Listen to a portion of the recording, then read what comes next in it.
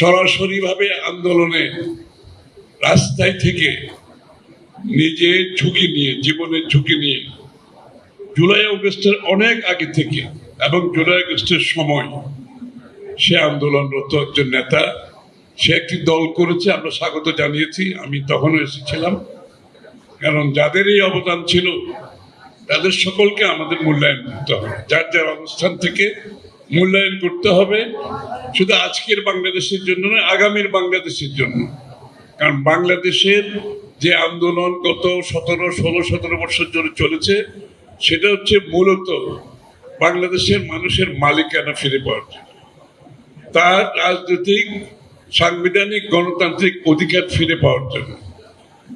বহু লোক জীবন দিয়েছে, বহু লোক পঙ্গু হয়ে গেছে, বহু লোক ব্যবসা বাণিজ্য হারিয়েছে, বহু লোক একেবারে তার সব সম্পদ হারিয়ে এখনো দিশেহারা অবস্থায় আছে। বহু লোক দেশ ছেড়ে পালিয়ে গেছে, সাংবাদিক সহ দেশ ছেড়ে পালিয়ে গেছে, দেশে থাকতে পারেনি।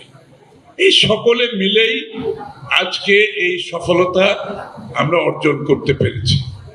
হাজার হাজার লোক যেদিন শেখ হাসিনা পালিয়ে যায়, তারেক বলতেছিল যেদিন শেখ হাসিনা পালিয়ে যায় সেদিনও আমাদের সাথে কেরানীগঞ্জের জেলের 10,000 নেতা কর্মী ছিল। 10,000, ওই 10,000-এর মধ্যে প্রায় 9,500 হচ্ছে বিএনপির নেতা কর্মী এবং বাকি অন্যান্য দলের নেতা কর্মীরা ছিল। এবং এদের সকলকে রাস্তা থেকে গ্রেফতার করেছে, বাড়ি থেকে তুলে নিয়ে গেছে। এদের ভূমিকা দেখে দেখে, ভিডিও ক্লিপ দেখে দেখে এদেরকে তুলে নেওয়া হয়েছে।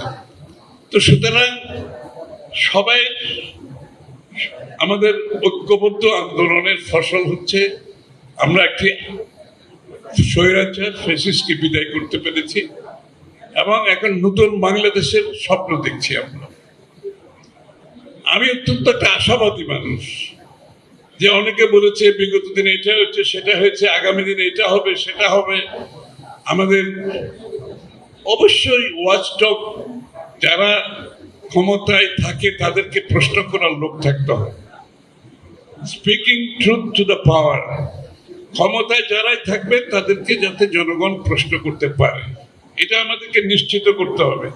সেটা গণমাধ্যম হোক, সেটা সুশীল সমাজ হোক, সেটা প্রেসার গ্রুপ হোক, সেটা একাডেমিকরা হোক, যারাই হোক, বিদেশে যারা বসবাস করছে তাদেরও অধিকার আছে। সুতরাং আমাদেরকে সেই ধারা, সেই স্বাধীনতা, সেই মুক্ত চিন্তার বাংলাদেশ গড়ে তুলতে হবে নিশ্চিতভাবে। এর থেকে বেরিয়ে আসার কোনো সুযোগ নেই।